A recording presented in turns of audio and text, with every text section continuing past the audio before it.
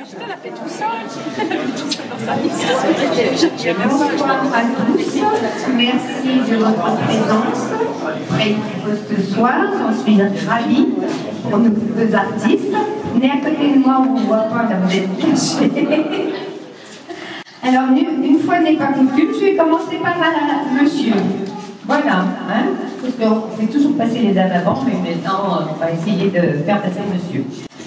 Alors, Christophe Larger-Lacoste, qui est né à Lyon, technicien dans l'industrie du poids lourd, Renault Truck à Bourg-en-Bresse depuis 1984. C'est seulement en 2016 qu'il commence à suivre des expositions et à s'intéresser à différents arts, avec une attirance plus particulière pour la sculpture. C'est lorsque Christophe a vu Jean-Michel Levrault en démonstration sur une foire à Bourg que tout se confirme. D'ailleurs, retenez ce nom et je vous invite à aller sur Internet parce qu'il fait vraiment de belles choses. Hein. Donc, en 2017, Christophe décide de commencer d'abord sur du Ciborex, matériau peu coûteux sur lequel on peut s'exercer avec de simples vieux ciseaux à bois et qui est râpe. Par la suite, Christophe décide de suivre des cours de modelage à Sculpte à Bourg, sous les conseils et l'enseignement avisé de Gérard Guy, qui ne manquera pas à plusieurs reprises, lorsque Christophe lui montre certaines réalisations en Ciborex, de le taquiner en lui demandant « Mais quand vas-tu passer à la matière noble ?» Il a bien fait, hein,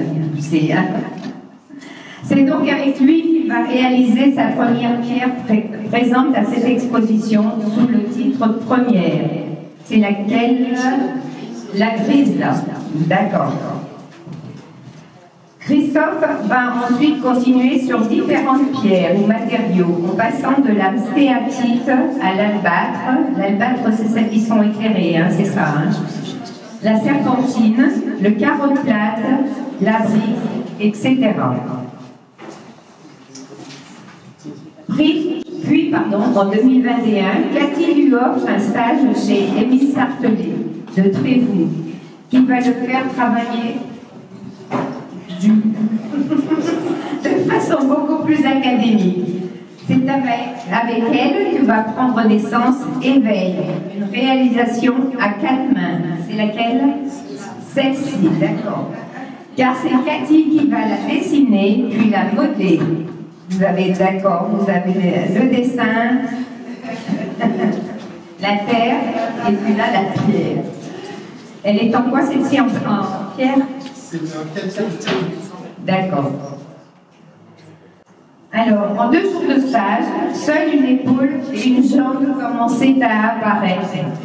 De retour à son atelier, l'accouchement fut long pour un résultat à la hauteur de ce que Christophe souhaitait.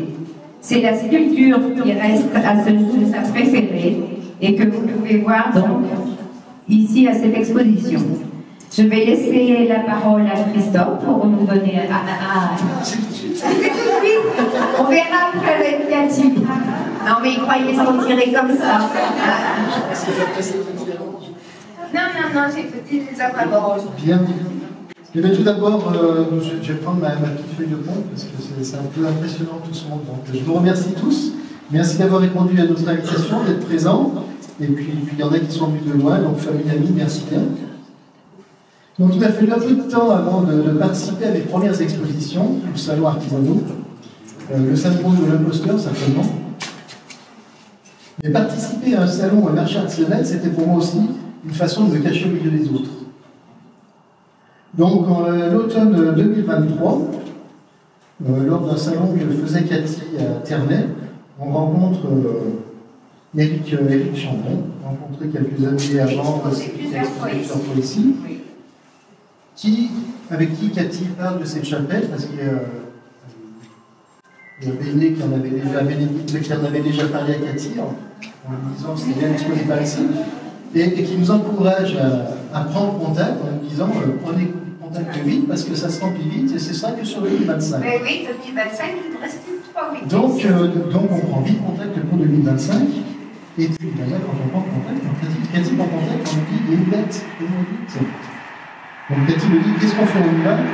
Et puis là, j'ai eu une complication parce que c'était déjà c'était plus rapide que ce qu'on se mettait en tête, en 2025.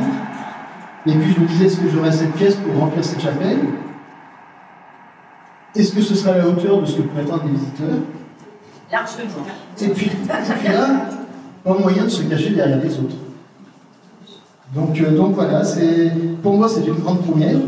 C'est vraiment une grande première d'exposition comme ça en nom propre, à deux noms je dirais, et c'est une grande première. Donc il y a de nombreuses heures passées dans l'atelier, je suis heureux et honoré de pouvoir vous présenter toutes ces sculptures. Je vais terminer ces quelques mots par des remerciements, tout d'abord à Cathy. Pour nous faire vivre ces moments extraordinaires de partage de vie et de passion commune, avec les expositions notamment. Puis à ceux qui m'ont fait rêver, m'ont guidé et emmené à hausse, je nommerai donc Gérard Lee, Jean-Michel Lebeau, Émilie Sargelet, qui ont déjà été cités avant, et puis aussi de plus loin que je vous encourage à suivre, aussi Rémi Tellier, qui est un sculpteur hors norme, médaillé d'or à Paris, enfin voilà. Que Cathy m'a permis par surprise de rencontrer aussi, j'ai pu le voir travailler sur ces dernières œuvres. Donc voilà, Rémi Tellier aussi. Donc toutes ces personnes m'ont fait rêver, m'ont donné envie d'avancer là-dedans. Et puis enfin, un immense merci à tous les membres de l'association qui nous ont fait confiance pour cette exposition et qui, par leur engagement,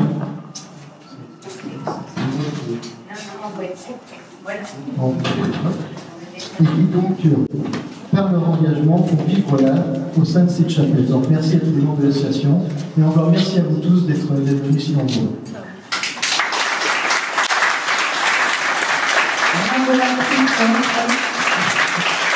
Et c'est nous qui sommes ravis de vous recevoir et de faire vivre cette chapelle. Sans les artistes, on ne pourrait rien faire. Nous allons passer maintenant à Cathy Jiménez, peintre et pastelliste, et bien d'autres choses encore, vous allez découvrir. Depuis son plus jeune âge, Cathy dessine, peint et photographie. Dame voyageuse, cette passion l'a suivie de ses Cévennes natales à Lyon, au plateau ardéchois, en Franche-Comté, mais c'est bien dans l'Ain qu'elle a posé ses valises, depuis maintenant 18 ans.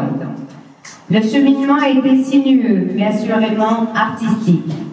Au lycée d'abord, où Cathy entame une section A3 art plastique au lycée Ampère Bourse à Lyon, elle comprend alors que l'histoire de l'art est un fondement pour s'approprier son propre style. Un stage de photographie argentique, prise de vue et tirage la passionne. Cathy acquiert un boîtier Nikon, j'allais dire Nikon, et son premier objectif, Sigma. C'est donc avec un bac A1 en poche, option art plastique bien entendu, que Cathy décide de suivre des études d'histoire de l'art. Parallèlement à ses études à Lyon, puis à Montpellier, pour finir à Saint-Étienne, Avignon et Paris, avec un DEA de muséologie. Elle se perfectionne dans le croquis et le dessin, avec une artiste fresquiste de Lyon, à l'aquarelle orientale, avec une artiste chinoise basée dans l'Hérault. Et découvre la peinture à l'huile lors d'un court passage en Isère près de Vienne. En 2000, elle débute sa carrière de professionnelle des musées en Ardèche. Dès 2001, Cathy donne des cours de dessin, peinture, pour le compte de l'association culturelle de Roiffieux. C'est une association pour tout le monde, oui, pour tout le monde. C'était pas pour les enfants, c'était... Non, d'accord. Adultes et enfants. Tout en poursuivant sa carrière professionnelle dans les musées et châteaux, musées de Tournon-sur-Rhône, en Franche-Comté, pour un réseau de musées et dans l'Ain, pour les musées départementaux. Cathy poursuit ses expériences artistiques. Cathy poursuit ses expériences artistiques. Point. Avec l'arrivée du numérique, la vidéo entre en scène dans sa vie. Les premiers à regarder ces films sont ses amis, sa famille. Tout est prétexte à filmer, voyage, moments de vie, rire, émotion. Côté art plastique, son style s'affirme.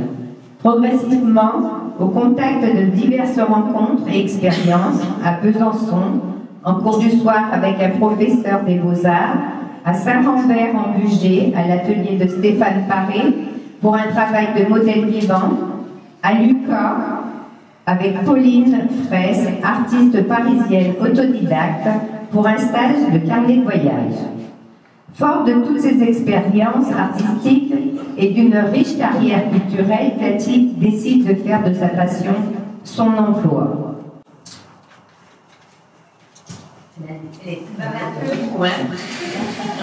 Et elle crée son atelier d'art qui sera à l'image de ce choix de vie, faire de ses rêves une réalité. Donc son atelier s'appelle Des rêves en couleur. Et c'est une entreprise unique qui combine pratique artistique et création audiovisuelle.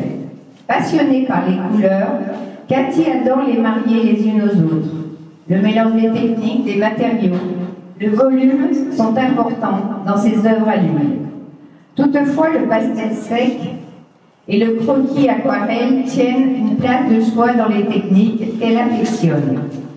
Le croquis aquarellé pour sa spontanéité, a capté l'instant présent à l'image de la vidéo.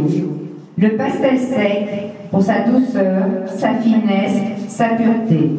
Et je trouve qu'elle excelle dans cette matière-là.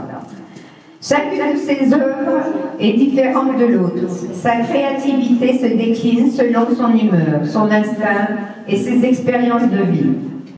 Des thèmes reviennent de manière récurrente dans ses œuvres: le couple, le lien amoureux, les arts du spectacle et la nature. Cathy est finalement une baroudeuse, amoureuse de tout ce qui l'entoure. Cathy, je vous donne la parole pour votre proposition de cours que vous allez faire ce week-end et puis nous dire aussi un petit mot. Merci.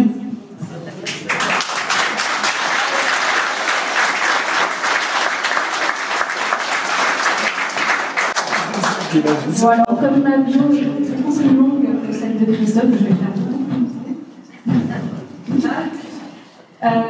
exposer ensemble avec Christophe, ça apparaissait comme une évidence en fait, parce que notre rencontre est source d'inspiration. Vous avez ici deux huiles sur toile qui nous représentent.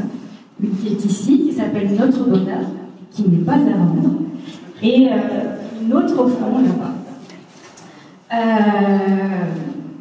Ces toiles, elles nous représentent dans notre univers, pas que ces toiles d'ailleurs, toutes nos œuvres, avec le lien aux autres et à la nature. C'est ce qui caractérise un petit peu notre relation. Vous avez des œuvres de différentes natures, alors ça peut être un peu déroutant parce qu'il y a des pastels qui sont effectivement très très réalistes, avec beaucoup de lumière.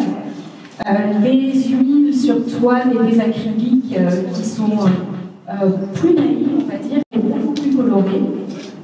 Et on a essayé de les organiser avec une harmonie colorée qui s'accorde bien avec aussi des sculptures de Christophe.